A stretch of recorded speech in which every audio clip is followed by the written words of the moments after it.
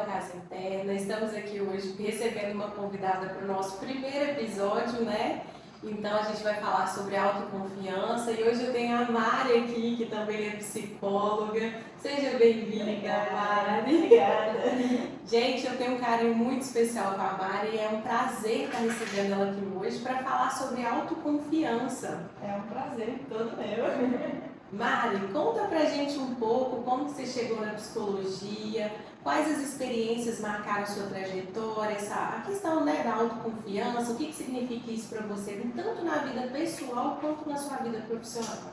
Nossa, a minha história com a psicologia é, assim, muito antiga, viu? Porque vem lá da minha infância ainda, né? De quando eu precisei de uma psicóloga.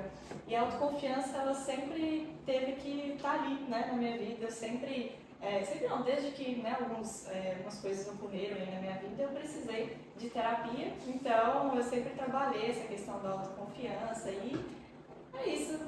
Desde novinha, desde os meus 12 anos, mais ou menos, 13 anos, eu faço acompanhamento, né, eu faço terapia justamente para também alimentar, né, para aumentar essa autoconfiança.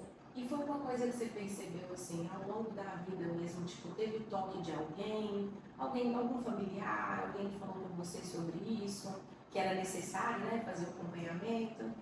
Então, eu perdi a minha mãe muito cedo, né, então eu tinha 11 anos de idade, na verdade. Sim. E a partir disso, a minha família decidiu me colocar na terapia, justamente para eu aprender a lidar com essas questões, né, então isso veio desde lá de trás. Entendi, Mari. E você lembra de algum episódio assim marcante na sua infância ou na adolescência, né, que fez você sentir confiança ou insegura? Olha, acho que várias questões, né? Não me lembro de todas assim, mas provavelmente aconteceu algumas questões assim de insegurança, né? Quanto a o que será de mim agora, né? Sem a minha mãe, ou o que será de mim na escola, enfim, o que eu vou fazer, né? Basicamente, provavelmente isso aconteceu ali, mas não que eu me lembre assim 100%. E mesmo porque é um fato que marca muito a gente, né, Mari? Eu acho que hoje você consegue lidar de uma forma mais tranquila, né? Sim. Mas não é um fato fácil, vamos falar assim, né? Ter perdido o pai e a mãe muito cedo. Então teve que aprender mesmo, né, com o tempo, a se reinventar, vamos falar assim. E aí a gente fala dessa questão assim, você vê muito isso em consultório com seus pacientes, dessa questão, né, de trabalhar, né, a autoconfiança, como que é, Mari? Conta um pouquinho. Sempre. Eu acho que, vamos colocar 80% dos pacientes tem alguma questão ali com autoconfiança, né? Então, só para a gente definir um pouquinho a autoconfiança, que é essa capacidade da gente acreditar em nós mesmos, né? Essa confiança que a gente tem na gente mesmo. Então, isso tem uma certa diferença com a autoestima, né? A autoestima ela já é mais aquele valor que você dá para você mesmo, né? Sim. Então, é porque eu preferi trazer essa diferença, porque muitas pessoas confundem, né, entre a autoconfiança e a autoestima. Mas, com certeza, a maioria dos meus pacientes, assim, tem essa questão, essa insegurança, né, de acreditar nelas mesmas. É aquilo de, eu não sou boa o suficiente, Sim. Aqueles pensamentos negativos de não vai dar certo, eu não vou conseguir. E a gente vê isso muito mesmo, né, Mari? Até mesmo aí há tanto tempo na psicologia, né, já são mais de 10 anos, e a gente tem que trabalhar muito essa questão da autoconfiança, da autoestima, de conseguir se reinventar em várias partes, né? Principalmente, eu acho que assim, eu no caso eu já peguei muitos pacientes, mas que precisavam se reinventar na questão, assim, enquanto criança, vamos falar assim, né? De acreditar que consegue, enfrentar os medos. Poucos adolescentes relatavam, né? Não sei se com você é assim, você atende um público mais adulto, né, Márcia? 18 para cima. Então a gente consegue ver isso também, até mesmo nessa confiança de estar encarando o mercado agora também, né? Dos que estão saindo para a área profissional e da gente conseguir trabalhar isso de uma forma mais assertiva com eles, né? Para poder estar desenvolvendo e trazendo isso assim para o dia a dia. Né? É possível a gente reconstruir essa questão da autoconfiança depois dos traumas, Mari? Com certeza. A autoconfiança, ela, né, é construída no dia a dia ali. Então, claro que se tiver muito difícil, a gente sempre sugere, né, acompanhamento ali com o profissional, justamente para, né, ser mais assertivo aquilo ali. Sim. Mas, com certeza, a gente só precisa trabalhar as questões dos pensamentos, né, a gente questionar esses pensamentos também. A questão da gentileza, né, da autocompaixão, isso é muito importante. Porque se a gente não tiver essa autocompaixão, a gente não consegue olhar para a nossa história, para nossas experiências com mais carinho, né? O papel social, ele tem essa importância, né, na autoconfiança? Com certeza, sem dúvidas. O que a gente pode falar um pouquinho assim, trazer um pouco para o público, tá entendendo melhor? Vamos pensar nessa questão da maternidade, por exemplo, né? A mãe, ela acaba se sentindo muito pressionada pelas pessoas de que ela tem que ser boa, ela tem que acertar. Então pensa na autoconfiança dessa mãe, como é que vai lá embaixo, né? Querendo ou não, você tem aquele medo de será que eu vou conseguir, será que vai dar certo? Né? Então, só um exemplo assim, básico, né, na questão da maternidade. Profissional também, a gente acaba, né, vendo essa baixa autoconfiança nas pessoas, então pela pressão também dos chefes, dos amigos, enfim, né, de eu tenho que estar numa profissão muito boa para eu ser, né, alguém na vida, igual as pessoas falam. Então isso tudo, com certeza, né, o papel social conta bastante. Tive muito essa questão do pensamento que eu não sou bom o suficiente, né, Márcia? E isso acaba prejudicando mesmo as pessoas. A comparação que faz, né, com outras pessoas que estão ao redor, né, se colocando para baixo, com essa questão de estratégia que a gente cria com o paciente mesmo, né? Tem alguma que você viu que tem uma eficiência melhor? Eu acho que cada pessoa é única, né? Então seria muito difícil falar uma coisa assim. Você fala na questão da autoconfiança, né, para melhorar. Eu acho que isso realmente varia de pessoa para pessoa. Eu acho que é um conjunto mesmo, né, de coisas que a gente fala ali para o paciente para ele realmente ir melhorando, né? Claro que não é de um dia para o outro, porque isso é impossível. Né? A construção da autoconfiança ela é diária mesmo. Sim. Então, a gente, né, precisa realmente trabalhar bastante essas questões, mas cada um é único, assim, não tem uma coisa. E mesmo porque também você percebe que o paciente ele vem demonstrando para a gente, dando esses sinais durante as sessões que ele está tendo, né, Mari, essa questão da autoconfiança, que ele está melhorando, né? É engraçado que às vezes uns perguntam, né, mas como você sabe? Às vezes a gente vê essa evolução e a pessoa mesmo, né, consegue perceber até a gente falar, olha, mas você lembra que antes você pensava dessa forma e agora está dessa forma? Sim. Mesmo porque na abordagem, né, só explicando aí para o pessoal que não sabe direitinho, né, a gente atende pela terapia cognitivo-comportamental e muita coisa a gente coloca como que é o pensamento, as emoções, como que vão de acordo com as ações que a gente tem. Então a gente pode sim trabalhar com o paciente de uma forma que ele visualize isso, como que ele teve um pensamento, que emoção que isso gerou e o comportamento que ele teve. Então a gente pode trazer isso para ele fazendo tipo um comparativo do antes e depois para ele, né, Mari? Com certeza. E aí, o que a gente pode falar um pouquinho, mas aproximando um pouco essa questão da autoconfiança, tem alguma história que te inspirou, ou alguém, né, para a gente falar um pouco mais sobre autoconfiança assim, em ação? Olha, eu mesma. Eu acho que eu posso pegar o exemplo meu, né? De quando eu decidi a fazer psicologia, eu estava no ensino fundamental. E eu já tinha praticamente certeza que eu queria ser psicóloga justamente porque eu passei por uma psicóloga muito cedo. Então eu queria fazer o mesmo que a minha psicóloga fez por mim. Né? Que era me ajudar, que foi me ajudar, né? Que foi perder aqueles medos que eu tinha. Eu tinha medo de dormir sozinha. Eu não tomava banho sozinha, entende? Então eu tinha muito medo de tudo. E então assim, eu decidi ser psicóloga ali, mas quando foi realmente para eu começar a psicologia, de me inscrever ali na faculdade, eu falei, eu não quero mais. Eu falei, eu não vou dar conta, eu não vou conseguir, não vai dar certo, enfim. Né? Veio aquele tanto de pensamento, eu lembro que eu cheguei para minha tia e falei, tia, desisto, eu não quero psicologia mais.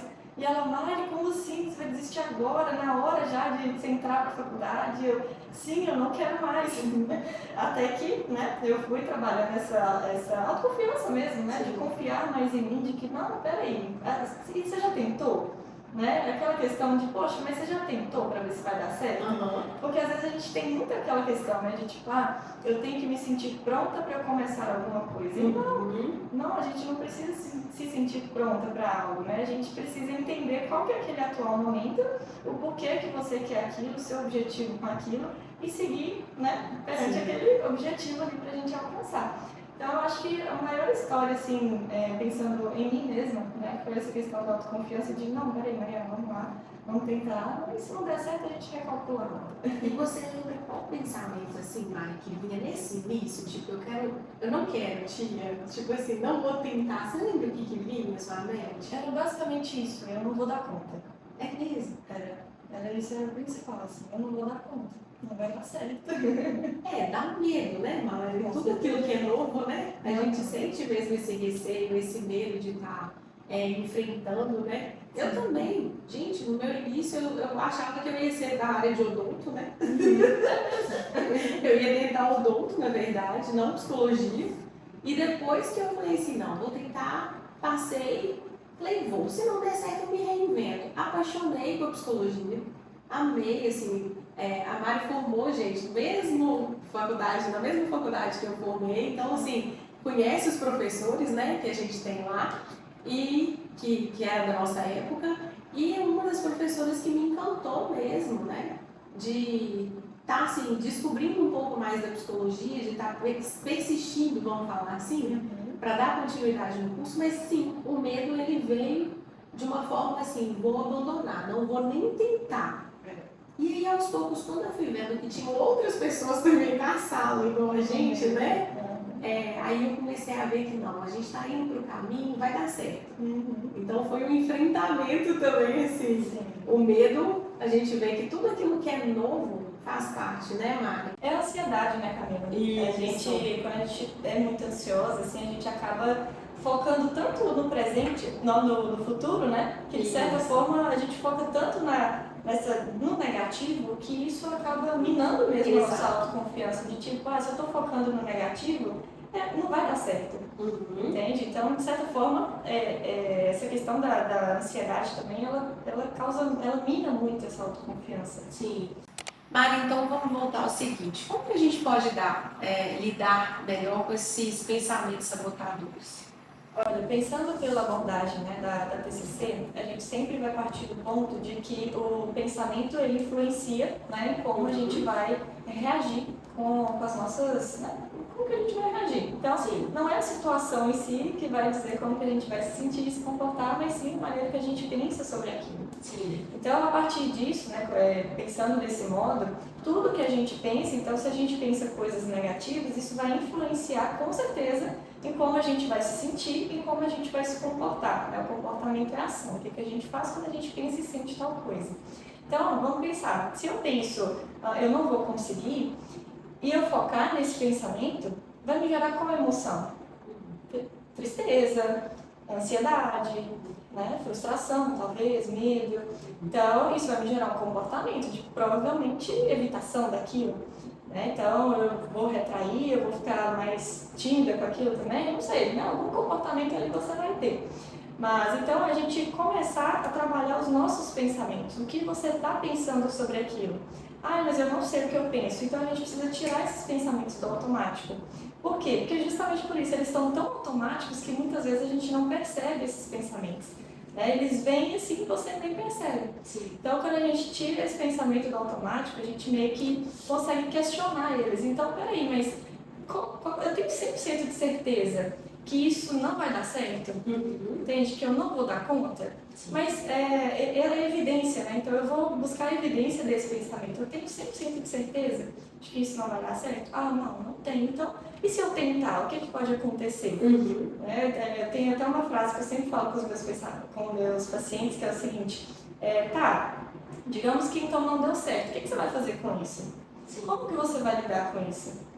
Entende? Então a gente começa, né, a interpretar, a entender esses pensamentos que a gente tem para a gente mudar logo em seguida as emoções e os comportamentos. Que é ajudar o paciente mesmo a ressignificar isso, né, Mari? Porque às vezes a pessoa acredita que aquilo dali é tão ruim que não vai dar conta, né? E que não tem saída para aquele pensamento. até com a gente mesmo, né? A gente tem sim, eu diversas vezes me pego pensando sobre certas coisas e tenho que no dia a dia reestruturar meu pensamento para a gente não cair no medo, não ter essa insegurança, que também é normal com a gente de acontecer, né? Com certeza. Até mesmo para gravar o podcast aqui, né? Um pouquinho antes eu já estava muito insegura, eu estava assim, meu Deus, o que eu vou falar, né? E se der alguma coisa errada, ou se eu não conseguir falar, e se eu travar, entende? Então é autoconfiança, querendo ou não, né? Só que a gente inspira, a gente tranquiliza e a gente não trava, a gente não para com isso. A gente vai mesmo com medo, a gente vai mesmo se errar, né? Exato, em frente, tá vendo? É o principal. A gente conseguiu enfrentar. Gostei do exemplo. Exatamente. Não vou falar também que eu tava assim. Pode falar, não.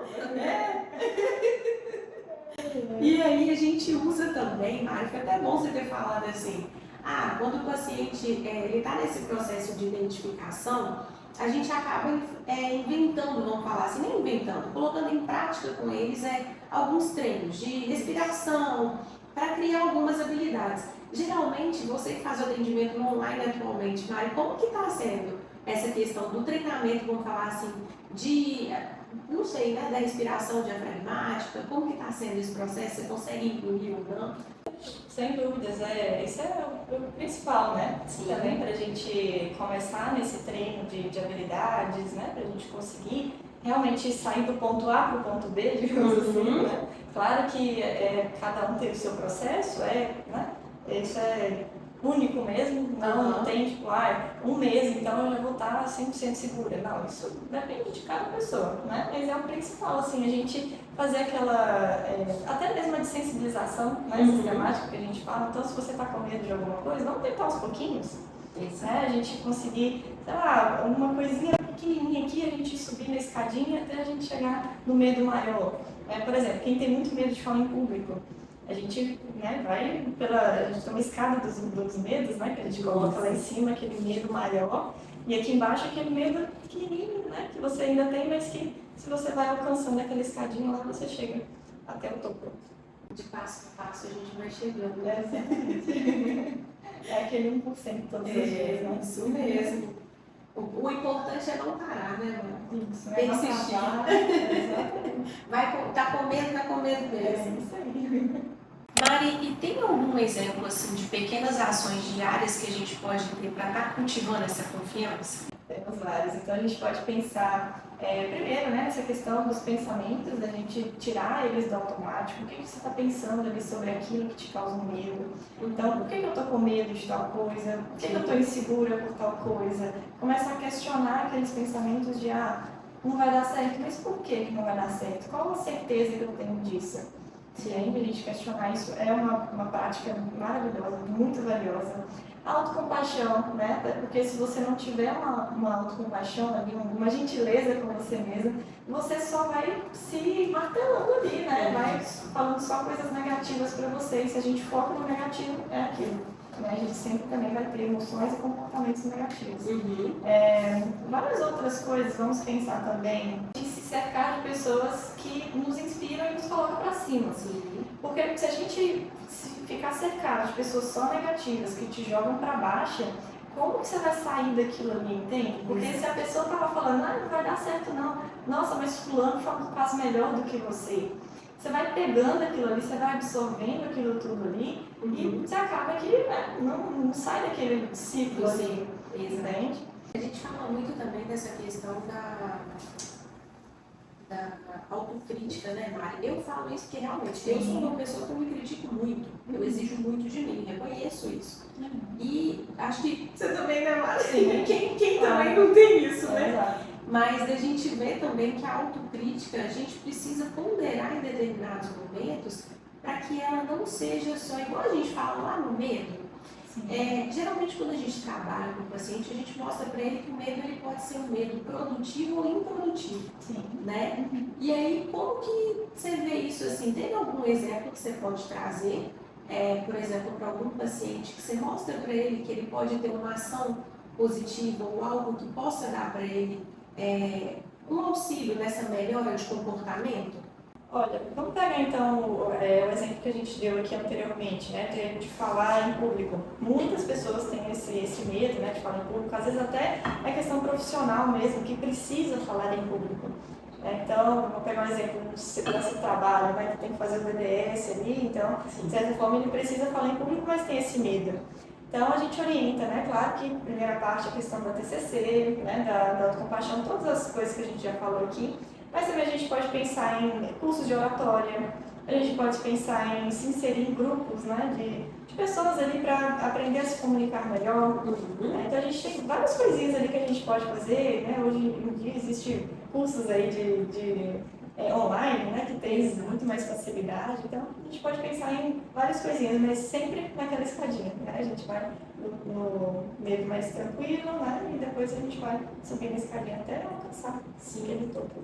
E tem pessoas, Clara, não sei se você já escutou falar disso, mas já falaram comigo uma vez, né? Que estava pensando em fazer um curso de palhaços que trabalha essa questão da timidez, de conseguir se expressar de uma forma mais assertiva, de conseguir assim, se apresentar sem ter esse pudor, esse medo, esse receio.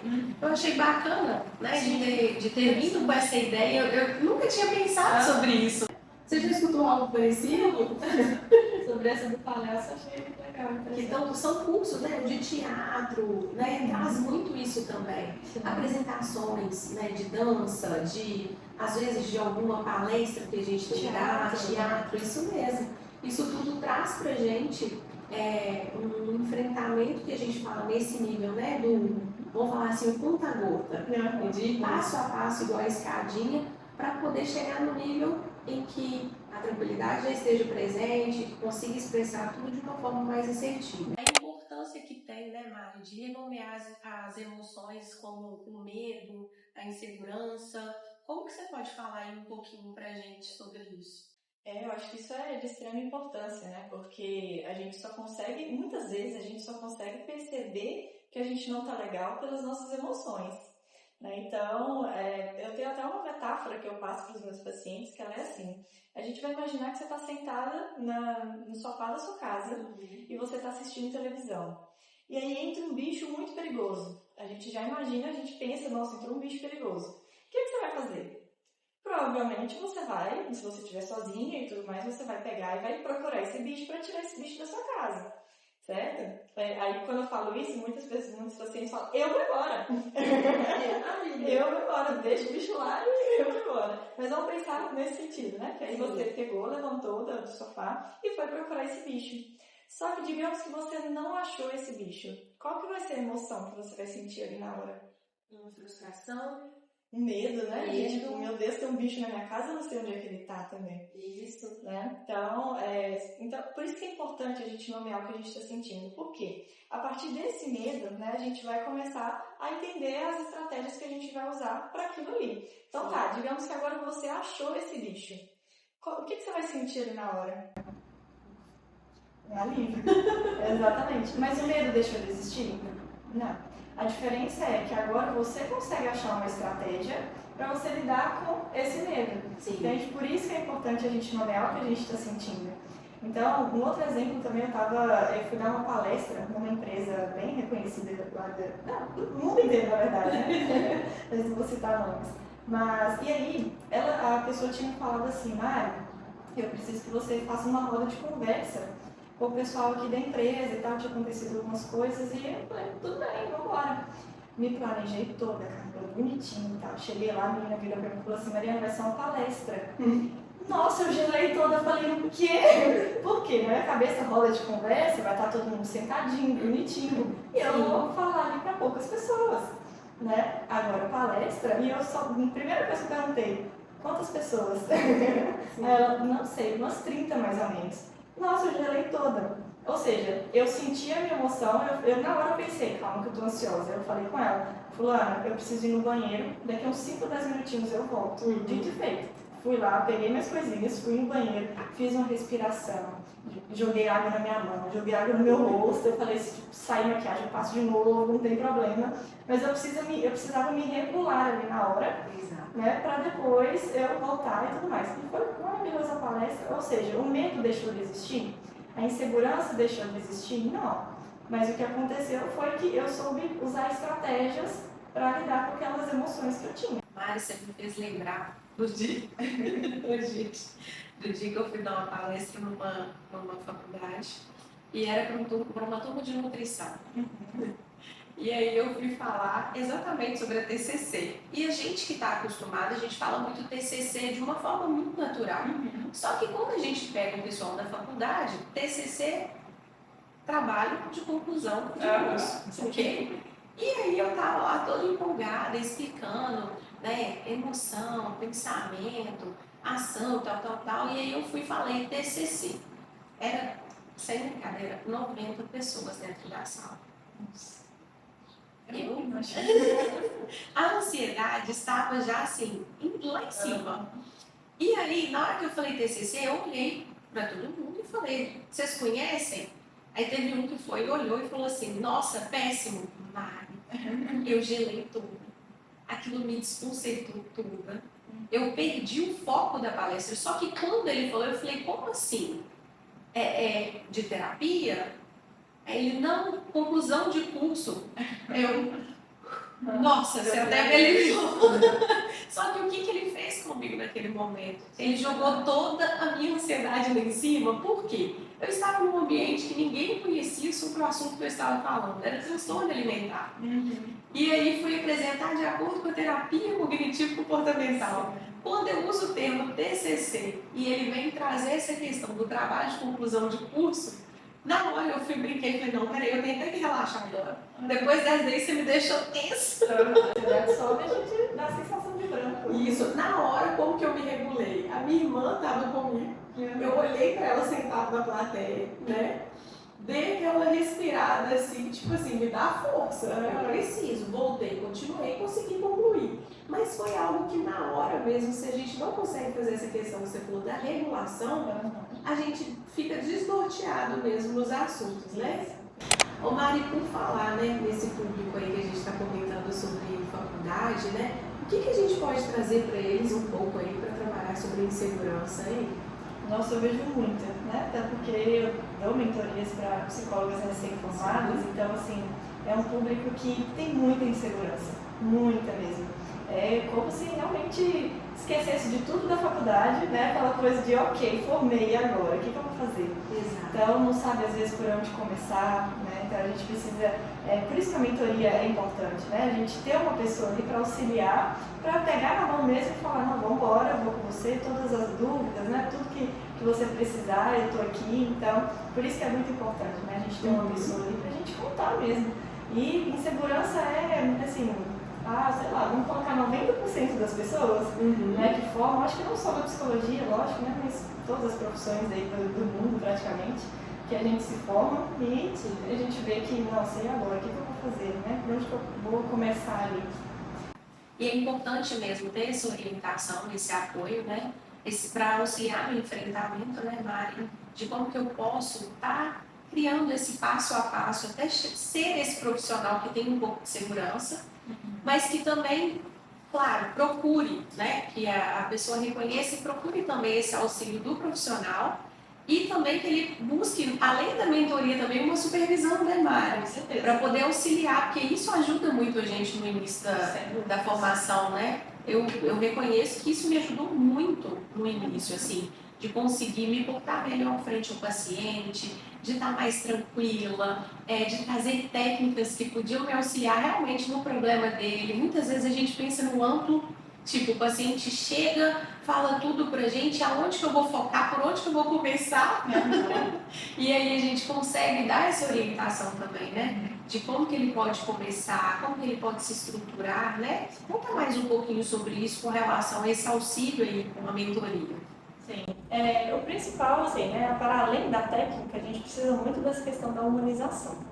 Porque do acolhimento, né? Porque não adianta nada você estar lá, igual muitas pessoas falam, né? Você tem que ter um protocolo 100% bonitinho ali e você precisa falar tudo aquilo ali na primeira sessão. Isso gera muita ansiedade nas pessoas, né? E não é assim.